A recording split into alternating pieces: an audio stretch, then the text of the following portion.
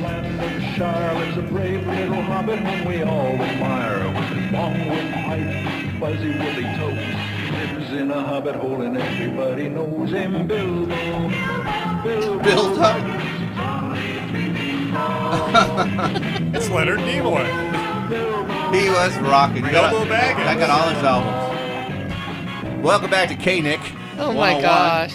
Welcome back in, everybody. Golf Talk Radio with Mike and Bill. You gotta love that. Mike, Bill, and Nikki. Leonard Nimoy and William Shatner and all their musical. Yeah, I have all his albums. Do you really? Oh, yeah. Do you really? Oh. Does he have more than one? I don't know. Nikki. I'm not sure. 101. I'm not sure. So we just found out at the break that Chris Rigby from the patronscaddy.com is going to be calling at 9:40. That's right. Is that right? Okay. And then we should have Mr. Dave Shimando calling any minute, too. I'm sure he's got a bunch of And at about 25 after the hour here, we're going to have Amelia McKee, a First Tee alum living in Houston. Huge announcement she's going to make, and we're going to read her resume. And she's an incredible, incredible young lady. So I can't wait to tell you about her and the impact the First Tee has had and what a special person she is, and pretty exciting stuff going on in her world. So looking forward to that interview. Let the big dog eat. Was another cliche. We both have said that. Oh, yeah. Right? What was the other one we mentioned during the break? There was another one but both of you and I are still tied because we both have said it. Can't remember what it was. There was people were finding. And the Nikki's fan club has been texting in left and right. People from Washington State wonder what Nikki's doing. Golf Talk Radio with Mike, Nikki, and Bill. Mike, what forgot? Is it Mike? You have to vote on a lot of things. There's a lot of voting with this. There's a lot of voting that needs to stretch happen. the show, just add her name into everything. Yeah, that's true. I don't think you should do it. I think Speaking you should of leave cliches, Mr. Shimandl, are you joining us here? Speaking of cliche. How are you, Dave? Welcome. Dave Shimandl, everybody. Go. He has some good ones, man. Dave is, Dave that introduction, man, you got all that one, I'll tell you. You got all that one. Yep. So I've said that. Have you said that? Yes. Yeah. I think I've used every cliche that you said so far on the front nine. So you need to throw one. So you are the cliche man. So, but you have to say one and see if Mike and I are tied at 15 each here. We need a tiebreaker. Fire one at us and see if we both said it or not. Let's see if I can. I got don't know. Mike, you have one? Okay, what is it? I love the one that you said, if I would have hit it straight, it would have been a good shot. That's right. A great, if you would have hit it farther, it would have been closer to the hole, too. But. If I just hit it farther, I would have been there. But go ahead, Mike. What was the one you have? Maybe this one was said, that dog will hunt. I've never said that. That dog will hunt? Have you said that? Yeah. Oh, Mike, he gets one. I have never said that. Not. All right, Mike's up. That dog will hunt. I've said that before. Dave, it was a long time ago. How are you, Dave? I'm doing well. I'm just enjoying listening. Go ahead. But last week you were off to a wedding or something. What were you doing last week? So, my daughter got married last week. How was it? Yeah. Was it cool? It went real well. Awesome. Is it somewhere in this part of the seemed world? To have a good time, and I was on the beach down at Pismo. Oh, awesome. Perfect. We rented a house right on the beach. Walked out the back door. Our feet were in the sand, and it went off real well. That sounds like it can't be any better than that. Yeah, it sounds great. I think Lois can sleep now. I don't think she slept for about 6 months. So she was intimately involved with it. I take it, right? Oh yeah. Yeah. So is that mom? She's mom. That's my wife. Yeah, but is it the mom of the mom of the bride? Yes. I knew that. Okay, way to go, Billy.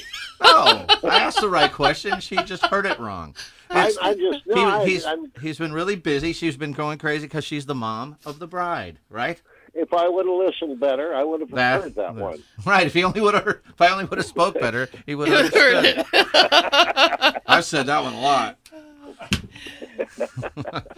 No, it went real well. We had a good time, and I did the ceremony, didn't fumble it too poorly, so yeah. Wow, good job, Dave. She's almost married, though. Is that legal that you? I mean, you since you're the dad-in-law or you're the stepdad or whatever you are, you could do it legally and marry them. Something weird about that. Well, I don't think there's anything incestuous about it. No, I don't. That's not what I meant. I'm gonna go back home and lay in bed for another month. Because I did that. I did the service for Matt Craddock, and it was pretty You fun. did something incestuous? No, yes, with Matt and I. Yeah, we're very close. All right. And his mom. Steer this one back into the fairway here, man. Wow. I'm gonna take a break, everybody. So good Boy, luck with the that interview. dog will hunt, I'll tell you. I'm gonna go answer phones. You guys have fun. Oh, jeez. So what's new with Mr. Schmandel? Oh, not a whole lot. Just, God, staying busy. Had another one. Lady just came by and picked up 3 hybrids that had to be reshafted. Her husband came and picked them up.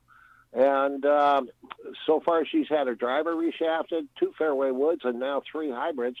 And I told her husband, I said, aren't you glad that she wanted me to go out and fit her?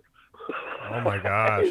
She's got over $1,000 in just shafts. And I keep telling you people out there, go to a fitter first. Don't get the clubs and say, okay, how do they work? Yeah. So those were new very clubs expensive. you reshafted? Pretty new, M2s.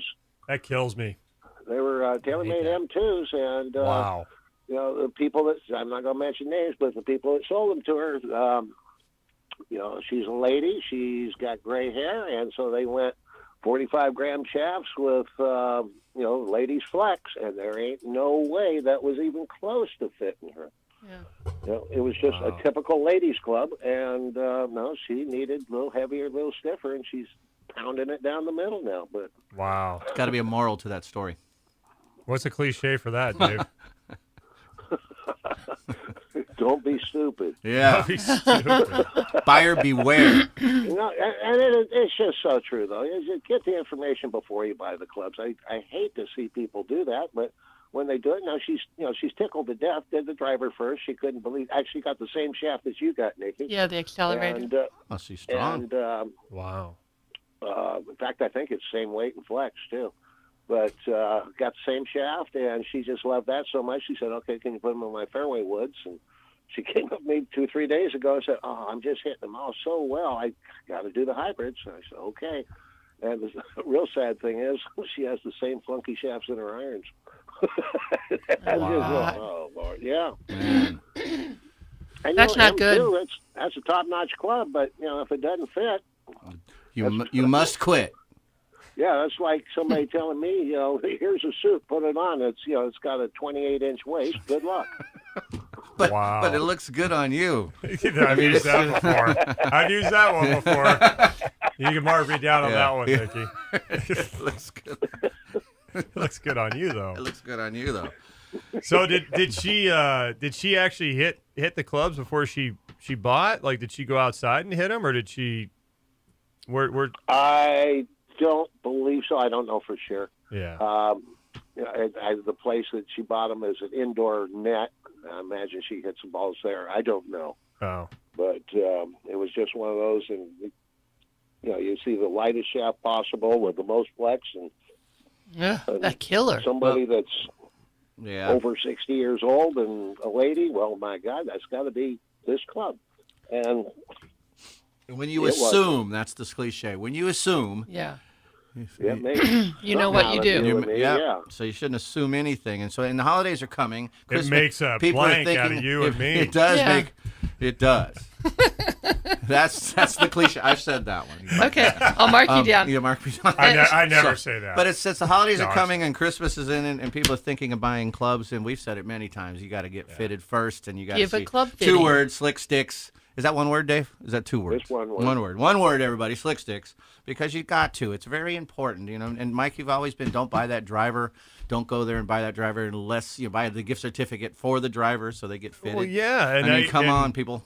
Dave and I talked about this and been talking about it the last couple of weeks and stuff. Like a couple people that we've done fittings with. One of the things that I learned, I think I learned this from Dave. I told people when you do a fitting, it doesn't mean that you have to buy.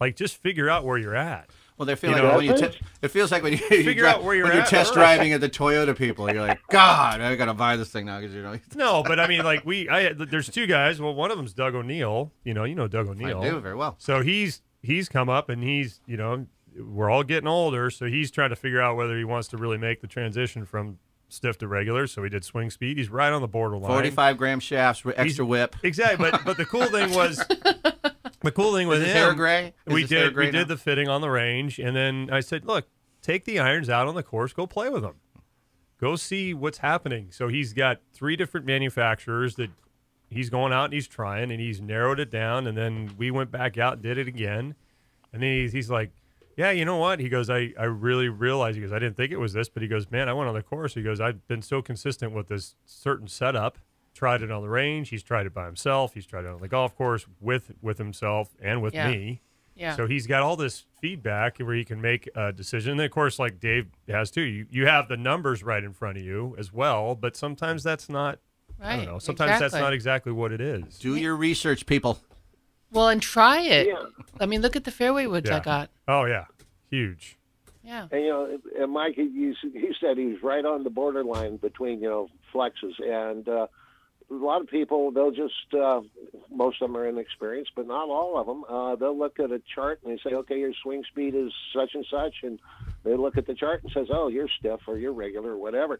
And that's only about a third of the equation as far as flex, and when do you release the club? How strong is your transition? There's all kinds of other things that is proper. But anyway, well, do you guys see as club fitters, and you guys sell a lot of sets of clubs? Are you seeing a trend that more people are doing their research first? Because years ago you just bought a set off the shelf, right? I mean, that's all, especially beginner golfers, people who played for a while and they're starting to settle in.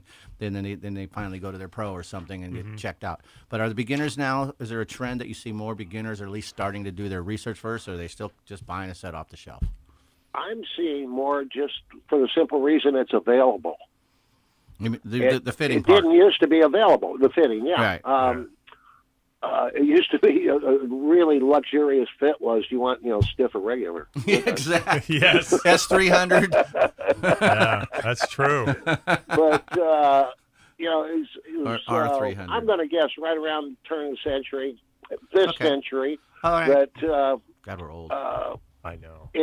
People started becoming a lot more informed, and club fitting started to become a big thing. Guys like me were selling and outselling a lot of times in demo days. In fact, Mike, you'll remember we had a few out at Black Lake, outselling the TaylorMade, the Pings, and the Callaways. And not necessarily because it was a better club, it was as good, but they were components. And people would ask, how the heck are you doing that? And just say, because we were paying attention to the player and fitting them. Yeah. And we had a very small niche in the market. I think it was somewhere between 2 and 3%. And but that was big enough for the big boys to start paying attention. And now, if you take a look, you go to the golf course, you go to not big box store, but a golf shop, and like Roger Dunn's or something. And now, what do they have? They have fitting carts because the big boys they didn't want to give up that 2%. They started realizing the importance of absolutely. Yes. Exactly. And it is that important. I don't know if a golf professional that doesn't agree with that now. I read all the articles we read and stuff, and everybody's understanding the importance of being fit, and it can change. People don't realize you change. Yeah. Like the Doug O'Neill's changing, and I know I've absolutely must physically changed. Yeah. So when I go back at it, I got to figure out what's really happening now, because my staff sets that I've had in the past probably don't work, huh, Dave? I mean, I'm so much slower and half broken. I got some 45-gram. Yeah, good. Awesome. And I got a little grain going on here, so I'll come see you.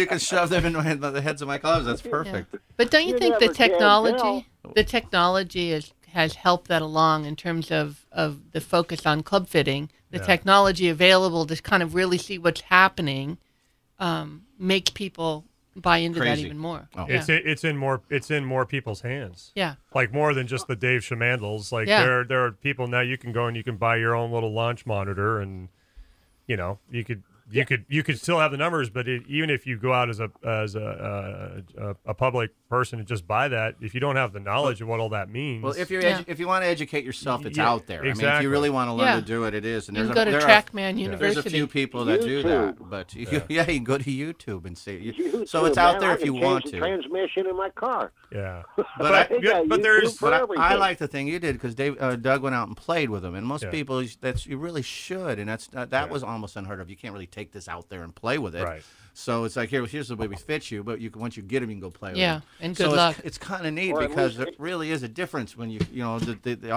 stats might be right, but you might not be the playable club. Well, and here's for it. the other part There's is when you're doing the fitting, although I think what brings it on, if you can bring them onto the golf course, is that when you're doing that fitting, for them to get the full feel of what the new specs are going to be if it's new, when you're doing a fitting, they're standing in the same spot every time.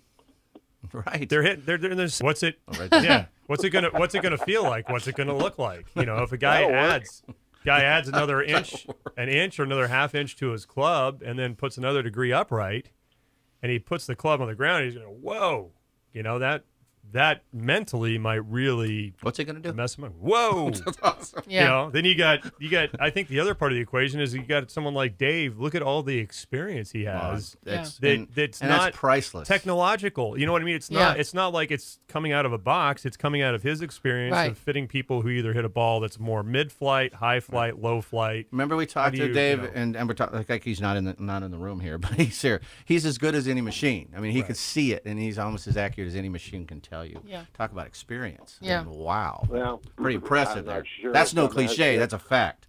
I use It's pure. launch monitor and Pured I it. set it up, but don't always do it. Sometimes I take the launch monitor out and don't even start it up. Isn't it funny that, Dave? So you might have, I don't know if you have students that, you know, you can tell immediately watching a few balls and you've got it already figured out, but then they still want to see the proof digitally, or they want to see, do you have those where I'd like to see this Oh, on? yeah. But That's you, why I bought it. because you know otherwise. But you know, people who know Yeah. you would take your word for it because they know you. But if they didn't, sure, you need some kind of tangible Yeah. evidence that You can see shows. a ball in flight and say, So- you know, that's too high, too much spin, and look at the machine and say, see? That's funny. How about pured it? Have you ever said that? Pured it? Oh yeah. All right, we're still tied. Oh, I hit that pure as the driven snow. Can't believe that didn't go in. How about that? Yeah, Tim, I said that. Tim Lane I used say to that say every it hole. every time Tim missed Yeah, a every putt. putt. Can't believe that didn't go in. I know, that was Every funny. putt. He would do it even if it was a really How bad does putt. that not Yeah, go how does well? that not go in? That's Tim. He'd miss it by 8 feet and say that. I know. Right? He's like, God, how did that not go in? And I would just I start love that. laughing, That's man. so funny. It Too was If I very would have hit funny. that putt straighter, I could have made it. Right, finally Nice. hit it. Dave, we can't thank you enough for being part of the show. Really appreciate you more than you know. Yes, sir, David. Congratulations. Oh, real quick, I got something available right now for those out there that like cord grips, and with the rainy season coming, it's not a bad idea. People that like cord grips and don't get them because they're $10, $12 a pop. I got one heck of a deal on cord grips where I'm selling them at $6. Ooh, wow. Jeez. And so, yeah, for people that like them and just don't get them because they are very expensive. God, that's all I ever played. Half cord. I Remember got- the old Victory half cord grips? That's what I Yeah. used to Oh, play. the cord on the bottom? Yeah, I used to have that all the time when that's what I Yeah. had on my clubs years ago. So cords are back in. They're back. They're back in style. Wow. I wonder if cord pants are back. Well, the big deal on grips nowadays is what I mean. the like the decade grip, the And wallaby two-tone shoes. grip. That I have a set with Masters colors sitting in my Oh, drawer. you still have that set, Dave? Wow. I got Dave. I've had problems, man. I've been down and out. I'm still coming for those. I almost grips. bought You those for got you. It's a good thing I problems. didn't. Let me talk to you about All right, problems. gotta go, Dave. We'll talk to you soon. Have a good day, sir. See you, Hey, Dave. guys, have a great week, All right. okay? Thanks, David. Bye, Dave. See Thanks, ya. Dave. He's Dave Shamandel, 805-598-9993, 805-598-9993. Your key to better golf, grips, repairs, adjusting loft and lies, flight scope, the combine, golf lessons. Give Dave a call. Can we have 3 minutes to read this bio before she calls and then we take yes. a break? All right, in a few minutes, and you got half of it, I'll read this half. This young lady's a former first tier here in the Central Coast. Her name is Amelia McKee. I'll give you just a little bit. She started golfing in 2008, 9 years ago. She's played in 128 tournaments with 52 wins. She's finished in the top 10 in 104 of those tournaments that she's played in. She's currently a plus 4.3 handicap. She's almost a plus 5 handicap. And it's based solely on her tournament scores. These are just her tournament scores. She's a plus 4. She's played in 5 countries. She's played in 5 Pro-Ams. The Emeritus Invitational European Tour Kickoff. She's played in the Dubai Omega Ladies Masters. The Emeritus, is that the right word? Am I saying that word? Emeritus? Sounds right. Emeritus Invitational. She did 2 of those. She played in Nature Valley First Tee Open. She's played in Dubai Omega Ladies Masters a couple times. This girl, she has, in 2009, she was 11 under, was the 11 under junior national champion in Dubai. When she was 11, she was a national champion. At 2010, she was again the 11 and under junior national champion when they lived in Dubai. 2016 and 17, Texas All-State High School team, which means the top 20 school players in the state of Texas. She's done that 2 years in a row. She finished 11th in the top American at the IMG, the Junior World Championship. She finished 11th in that down in San Diego at Torrey Pines. She shot even par for 4 days down there at Torrey Pines. Wow. She shot a low tournament score of 66 the final day of that Junior World Championship. Briefly made it in the top 40 in the world junior rankings, national junior rankings, in top 40 juniors in the nation, and then made it in the top 130 junior world rankings. She's got all kinds of high school records, man. She's going to be 1 more year, and she's just going to add to her records. She's already got records. Low score 64. She's had 67, 68, 135 is the lowest 2-day score. It just goes on and on. She's got course records. She's got a course record 64 at Hagen Oaks up in Sacramento, 12. Wow. She's got currently record 65 at Glenix. I don't know if I'm saying right. I don't want to give it. It's something Glenix. I don't know. It's in Texas. She's got a full. We'll explain. She let her make the big announcement. Mike, you got some academic stats on her over there. Yeah, Amelia maintains a 3.9 GPA. Plans to study business communications, psychology in school, so she can run a golf school when she graduates. She wears that one sock to show the world that you can be different and still accomplish anything you want to do. She has a cousin and a friend with Down syndrome, which that's what the socks represent. Amelia has independently raised money for a few causes over 4 years, including Down syndrome. For a young man who had brain damage from a motorcycle accident, needed an iPad to communicate. During the floods from Hurricane Harvey, she volunteered at the high school when it was opened as the shelter for 150 families were evacuated from their homes to that shelter. She unloaded families from the helicopter, comforted kids, babysat for parents, helped them with mental support, transport them back to their homes until the floodwaters receded, so the families could head back. So it's safe to say she's an incredible young lady and an incredible golfer. I mean, the girl's got an outstanding resume. Crazy. We knew it back years ago, and I met her a bunch of years ago. But just watching her, it's like, wow, this is something special. And as good as she is as a player, she's fantastic as a player, she's that cool as a person. She's got passion like you've never met. She's caring. She's just a sweetheart. So she's going to be calling in, and she's going to make a big announcement in her life. So pretty cool stuff. Stay with us, Golf Talk Radio with Mike and Billy right here on ESPN Radio. We'll be right back with Amelia McKee.